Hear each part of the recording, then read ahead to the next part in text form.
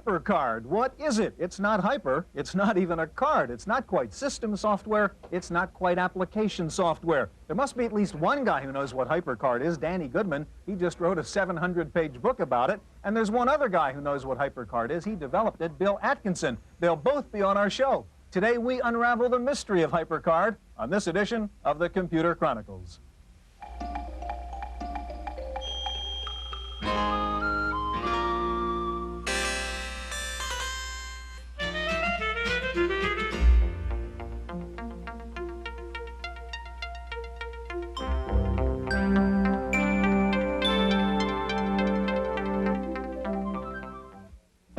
The Computer Chronicles is made possible in part by McGraw-Hill, publishers of Byte magazine, and BIX, the Byte Information Exchange. In print and online, Byte and BIX serve computer professionals worldwide with detailed information on new hardware, software, and technologies.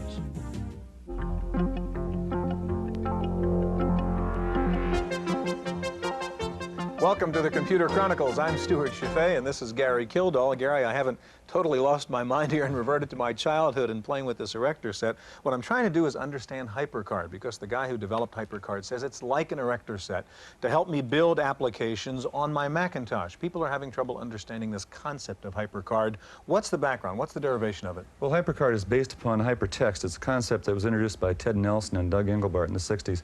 The basic idea is this: if we're trying to do research on a complicated, or not complicated, just any kind of a subject, the subject matter really exists in all sorts of different places. It can be books, magazines, videos, tape recordings, CompuServe, and if we can somehow link all this stuff electronically so that we click on Beethoven and then we all of a sudden can jump from one to the next, collect up the information that we want, put it into the document, listen to the music, do some word processing and so forth. That's what hypertext is all about, or hypermedia, and this is supposed to be the foundation for HyperCard. Well, we're going to find out about HyperCard today. We're going to meet the two guys who developed it at Apple, Bill Atkinson and Dan Winkler, and we're going to see several applications already being developed using HyperCard. We begin by going to San Jose, California to meet a man who's using HyperCard to develop something called the Complete Car Cost Guide. Shopping for a new car can be a bewildering experience. Making the wrong choice among look-alike models at breathtaking prices can turn a simple purchase into a lifelong mistake. But Peter Levy thinks he can take some of the risk out of car buying with the help of a Macintosh and a HyperCard. Peter has written a program to construct a model car according to specific choices entered by the buyer. The HyperCard version of the Complete Car Cost Guide was spawned by the original book of the same name. The guide uses HyperCard visual cues to prompt even a first-time user to enter the kind of information that affects the cost of ownership, like optional equipment, yearly mileage, and geographical location. The screen presents notebook pages that flip and turn, and commands are entered by either placing the cursor over a menu bar, a HyperCard button, or by simply pointing and clicking on the appropriate part of the vehicle. The Complete Car Cost Guide doesn't promise to turn a shopping chore into a happy experience, but the HyperCard stacks make it easy to personalize several choices and then compare them side by side. Two vehicles may cost the same, but differ sharply in the long term because of depreciation and operating costs. But in spite of individual differences, owning any vehicle is expensive. The opening screen contains a reminder that the first 4 years of ownership will cost more than the original price of the car.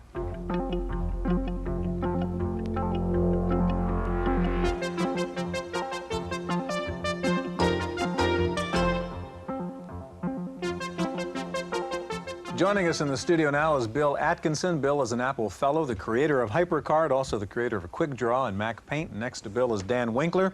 Dan is the senior engineer at Apple working on the HyperCard project. Gary? Stuart, a HyperCard sounds like a hardware board you'd put in your computer system, but this particular HyperCard comes in 4 floppy disks. Would you tell us what the HyperCard's all about, Bill? Well, really simply put, HyperCard is a software erector set that lets non-programmers put together interactive information. Show us how you actually do this, Bill. You use cards that contain graphics and text and buttons. Here I've got a stack of cards, and I can press on this button, and it will take me to another card. Okay, and that button's particular function is get to the next card. Right. For example. You can have lots of buttons to do different things. Okay. Buttons can do things like dialing the phone and taking you to cards and lots of different Whatever things. you tell it to do. Yeah. Okay. The cards are grouped together into stacks that you put on a floppy disk and can share with somebody else. And you can organize it so that any card can jump to any other card. Is this where you get that notion of hypertext built into the hypercard system? Yeah, it's kind of the freedom to organize the information according to how things are associated with each other, not just according to the next card in the list. Right, okay. The buttons, as I said, can do lots of things. Here's one that makes a noise and sounds. And you can have lots of different kinds of cards. The standard 3x5 card is a little weak metaphor, but you can include things like an expense report or maybe an appointment book, things like that. Lots of different kinds of things can be on cards. Even little interactions. Here's a little keyboard that you could click on, and it makes sounds and moves the note accordingly. So you can do things within a card itself. A card is just not some information.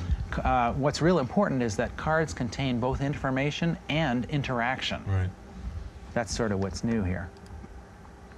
One particular card that we use a lot is the home card, which serves as sort of a home base of leading out to all the other stacks of cards that I use frequently. For example, if I touch here on the home card, I can go to my address list. Here I've got cards that have names and addresses of people. Now, can you make up your own stacks of cards then also? Right. Okay. HyperCard comes with a set of stacks that you can use as they are, but also make your own. Okay. Some people they'll start by making small changes to the stacks, and then they'll actually make their own fresh ones. And people have already developed quite a few stacks using HyperCard, haven't they? We've Right. heard about that. There are several hundred on the public networks. Okay, what other things can you do here, Bill? So I might say, find Jim, and quickly get to a card containing that. Okay, wait, now that's a real new element you just introduced. You can actually just write a natural language phrase in here and ask HyperCard to do something for you. Find Jim, Yeah. it'll find it. I could go to a calendar and see a yearly calendar here, or touch on a particular day and go out to a weekly for that. Opens up the whole And these thing. are different stacks of information. Here I've got a stack that has my to-do list in it. And I could select something there and then touch on the address icon, and that button will take me to the address stack and look up what I had just selected there. So I can have the information in these stacks tied together That was in an ways that example, I make guess, sense. of following a hypertext link in that case, right? Right, only that was actually computed. It not only went there, but then did a search once it got there. Right. I could have other stacks. Here, let's go back to the home. Here's a stack that contains more graphical information. Here I might say, find a horse, and get to a card that has a horse. Or I could branch around to other cards that had horses just by clicking on them. There's nothing real magic here. Okay, so you went find horse, it pulled up all the horse cards, and you now have a horse card stack, is that it? No, No. It's just shown me the next card that had the word horse in it. Okay, well that's what I meant. I could say, show me, here's a button on this wheel. So if I touch on that, it's going to other wheels. Oh my goodness. So these buttons or links can be used to express thematic threads running through information. Here, touch on a hat to get to things that have hats. And in this way, you can organize information in multiple ways. You can also scan through images rather quickly to just show me what's there, even if you don't know what you're looking for. Dan, you were involved in the HyperTalk part of HyperCard, which is, I guess, the highest level here. Could you explain that a little bit? HyperTalk is the language that tells the buttons what to do. When you look inside a button, you can see its script, which is its brains. This message box here, where we've been typing commands like find, can do a lot more. It can do calculations there. You can, it knows about the value of pi. It knows all the math functions. It knows what the date is or what the long date is. Oops. The long. Nobody stopped typing. Or you could give it little commands like go to next card, like that, and it will. And if you look inside one of these little buttons, you'll see that its brains actually say go to next card. That's how that button knows how to do what it That's the does. script for that button. This is how a customer or user would actually program the buttons themselves. That's right. Like, let's make a new button. For example, let's go back to the first card here. Supposing we wanted this eye to tie in some other place, you could take the button tool, stretch out a button here, and say link that to, say find an eye, and say link it to this card. That's all it takes to make a new link between that eye and that Another eyes. so that you can go there. To do that much doesn't require any knowledge of scripting, but once you learn about scripting, you can progress to modifying buttons like that. If we look inside this button, we'll see that what link to really did was it wrote a little script for us. Okay, which is your little program telling the button what to do. Right. Right. And now you can go in by hand and modify that. For example, we could add a visual effect. We could say visual effect dissolve, for example. And now that very same button, when you touch on it, will dissolve to that eye. Or you could go a step farther and say, well, I want a sound effect in there too. So you could say, well, play me a sound like this, Like boing. and maybe make it visual effect dissolve slowly. I want a slow dissolve. And now when you touch there, it plays a sound and dissolves slowly. Right. So that the scripting language lets you customize buttons and make new buttons that weren't already there. Okay? Yeah, this is really a multi-dimensional erector set that will go on forever. I mean, Right. It comes with boxes of parts already. Right. There's lots of art ideas that you can cut and paste if you're slow with the painting tools. You can copy and paste any of these things. It comes complete with libraries of buttons and stacks. For example, if you were going to make a new stack, you might go through a list of templates here and say, yeah, I like that one. A new stack, say we're going to make a stack for incoming messages. We choose new stack from the file menu. We name it messages. That's all it takes to make a new stack. We've got our own stack. Now we can type into it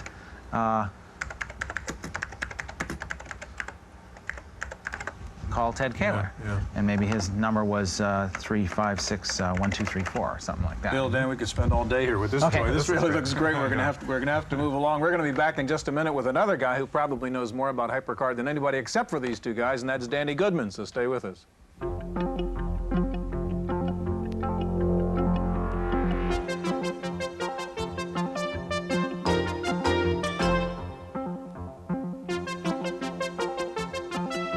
Joining us in the studio now is Danny Goodman, author of the complete HyperCard handbook called The Bible of HyperCard. And back with us, of course, Bill Atkinson, the developer of HyperCard. Danny, I'd be interested, what was your first reaction the first time you looked at HyperCard? I've been covering the computer industry for several years, and the only three things that ever made me tingle when I saw something new, and HyperCard was definitely one of them. And it's like my brain expanded because I saw so much opportunity. You got to tell me what the other two were, by the way. Well, they happened to be the Macintosh and output from the first from Prototype Laser Writer. Now, you're not a programmer, right? No, I'm a writer. But you've already developed some things using HyperCard, and Focal Point is one of them. And tell us what that is and why you developed it. Our Focal Point is Stackware, and it's published by Activision, and it's a collection of stacks that help you manage the things in your business. I actually wrote it for myself to manage the things in my business, things I don't like to have to worry about. I don't like to retype, I don't like to remember things. So it comes up to something like a daily appointment book, and you can navigate by day, week, month, or year just by clicking there and on the arrows.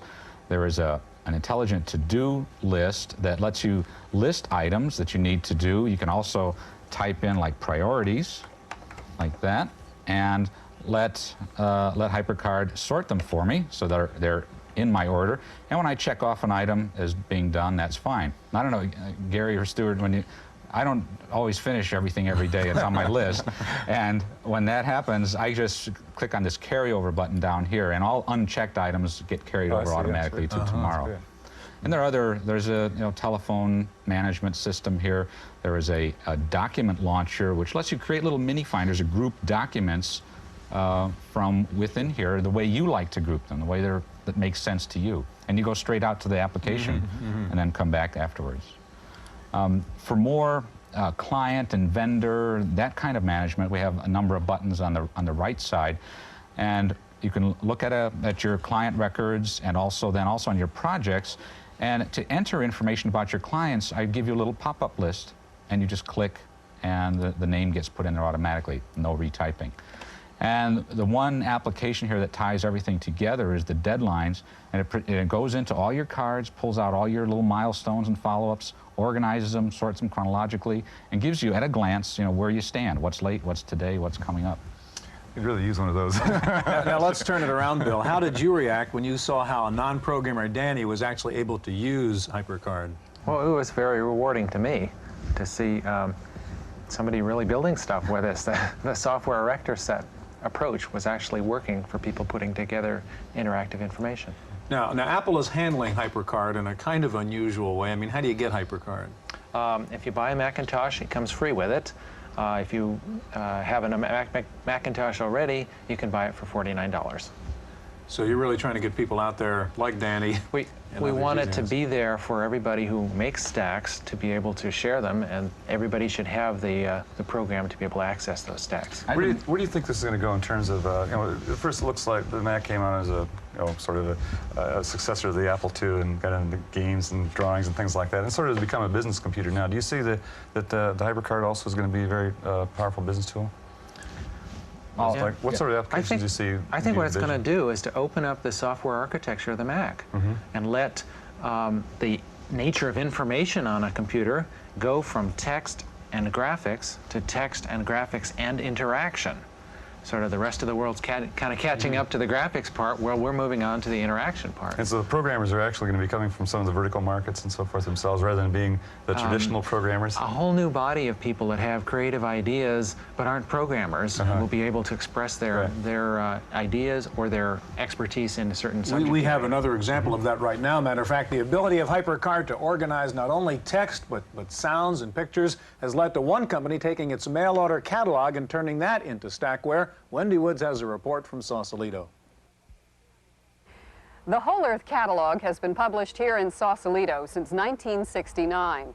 It's basically a listing of useful and hard-to-find products, and some 2.5 million copies of this catalog have been sold worldwide. But for the first time, people here are opting for a new publishing method. They're putting the entire catalog on Apple's HyperCard software. HyperCard, in fact, solved a problem with which they'd been struggling: how to make locating, tracking, even expanding upon information in the catalog fast and more efficient. Part of the problem was none of the software that we'd ever looked in terms of accessing a lot of information was ever very visual, and the Whole Earth Catalog is, if nothing else, a very graphic medium. And HyperCard, because it dealt with graphics, was able to meet those requirements, for one thing. The second was it was easy to build. None of us are hackers. We aren't programmers, and this was something that we could do without having to learn a new language. Text and pictures were captured with an optical scanner or a video camera. HyperCard also allowed sound effects to be added, and to hear them, all you do is click a mouse button. This is considered the largest HyperCard project ever undertaken. Its output the equivalent of more than 80 diskettes. This project is expected to reach final form as a CD-ROM or optical disc. In Sausalito, California, for the Computer Chronicles, I'm Wendy Woods.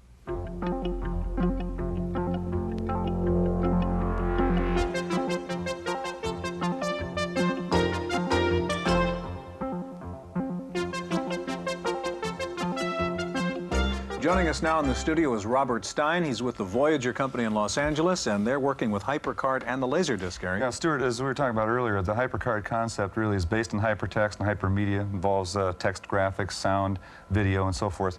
And Robert's got a product here that he's working with and involves a full-size video disc. As most of the viewers know, this is a rather old technology. It involves it's about 30 minutes of rolling video or 54,000 still frames. Robert, can you tell us how you've used this? Sure. We've taken the National Gallery of Art video disc, which has on it photographs of the entire standing collection of the National Gallery of Art, everything that's on display there. And we've tried to make it possible for the user to look at these pictures in different ways. For example, you can press on chronological, and you'll get an index that lets you press on 16th, for example, and see all the works from the 16th century. Or I can go in by nationality, in which case I can press on this and it'll show me all the Russian works or French works or Belgian works. Or I can go in by style or period, in which case, let's say Cubism gives me a definition of the Cubist style, and then these are representative works that I can click on and go to see them. Or I also have a complete artist index, and I can press on this and you can see. You can essentially create your own exhibits or rooms in the museum, is what you're doing. Exactly. Here I can press on Monet. It will take me to the gallery, and it will find the first Monet chronologically in the gallery for me. And comes up on the screen, gives me information about this particular painting, and the painting is on the screen. Let's say I'm interested in Monet, I can ask for more of this artist, in which case press on that button, it will find me the next painting by Monet. Right. Let's say I'm interested in this style of Impressionist painters. I can ask for more Impressionist painters, it'll find Monet. Do it again, it'll find Renoir for me. Sometimes a magnifying glass comes up on the screen, and this means that I have a detail on the video disc of this particular painting. And sometimes a motion picture projector comes up, and this tells me I have a motion picture sequence on the video disc about this particular painting. Renoir's little girl with a watering can is a scene from I can control that from here. everyday life. You see... And then also this icon up here, it's our marginalia icon, lets me put a note in here. I can say, for example, reminds me of my daughter, Katie, and the note card will go away, and this will change from empty to full. And then a year from now, I don't have to remember the name of this painting or who did it. I can simply just ask it to find Katie, and with a little bit of luck, it'll go and find that painting for me. So I can really personalize a very large-scale database. This is our serendipity button. It takes me randomly somewhere in the gallery, don't know quite where. The searching is very powerful. We have keywords for everything in here. So for example, I can ask for all Impressionist landscapes with boats, and the system will find it for me. And I can just press again, it'll find another one, and then another. And let's suppose I find this to be an interesting subject, and I wonder how that was treated during a different period. So I'll change the word Impressionist to the word romantic, and it will find romantic landscapes with boats. And then using one of HyperCard's most important features, it'll remember the last 42 things that I've looked at, so I can press retrace, and it will go back and find the last picture and the last picture, and I can retrace in both directions, so that I always pretty much have everything available to me all of the time. What do you think HyperCard means to interactive video? I've been waiting around for interactive video for a number of years. Well, I've been in this business for 7 years, and we've been concentrating on what they call level 1 discs that don't have a computer, because we didn't think it was a computer powerful enough. I think the HyperCard and the Macintosh together mean this is year 1 of interactive video. Good. Robert, thank you very much. That's an impressive use of HyperCard. That's it for HyperCard. We hope you enjoyed it. Hope you'll see us again next week on the Computer Chronicles.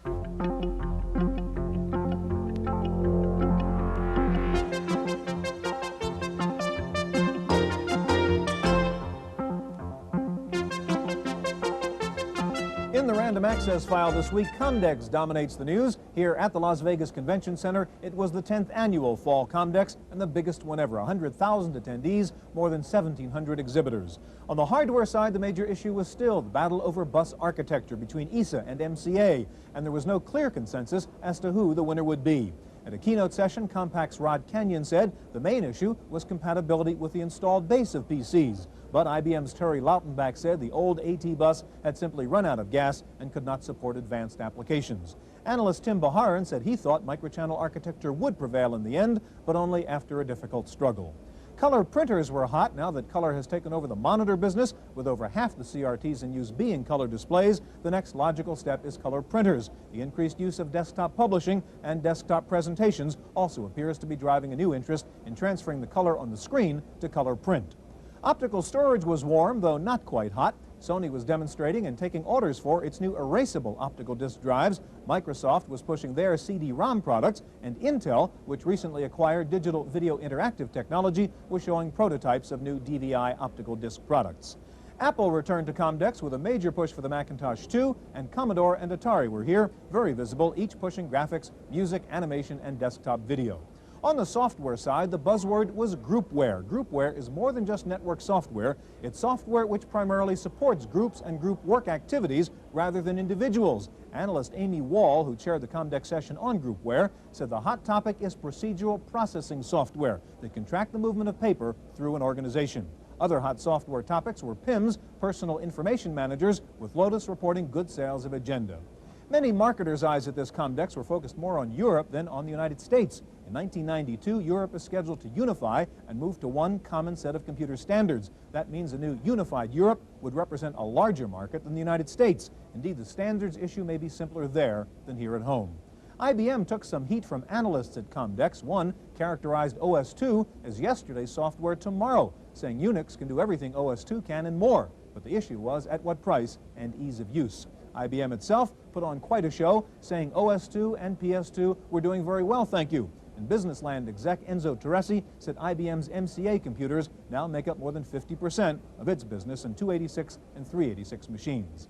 Byte magazine ran a survey on operating systems, asking Comdex attendees which operating system would dominate in the 1990s. The winner was Extended DOS. In second place was Standard DOS. OS2 came in third, followed by Graphic Interface Unix, Standard Command Line Unix, and last among the Comdex voters was the Macintosh operating system. Finally, Zerko unveiled its new laptop car seat. It's a laptop platform that fits onto the passenger seat of your car, turning it into a computer workstation. Get stuck at a red light, just turn around and start computing. That's it for this week's Chronicles. We'll see you next time. The Computer Chronicles is made possible in part by McGraw-Hill, publishers of Byte magazine, and BIX, the Byte Information Exchange. In print and online, Byte and BIX serve computer professionals worldwide with detailed information on new hardware, software, and technologies. For a transcript of this week's Computer Chronicles, send $4 to PTV Publications, Post Office Box 701, Kent, Ohio 44240. Please indicate program date.